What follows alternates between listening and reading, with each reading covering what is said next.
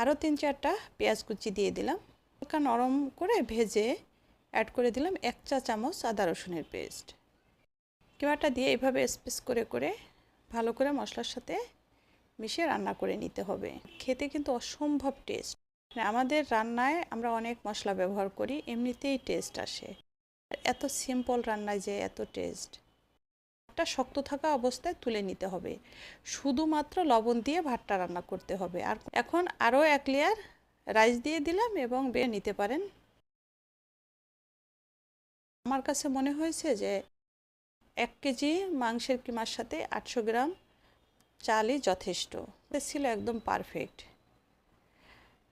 এখানে কিছু পেঁয়াজ ব্রেস্তা এবং একটু দুধের সাথে স্যাফরন আর একটু জর্দার রং ভিজিয়ে রেখেছিলাম, ওটা উপরে দিয়ে ঘি দিয়ে ঢাকনা দিয়ে ঢেকে রান্না করে নিলাম।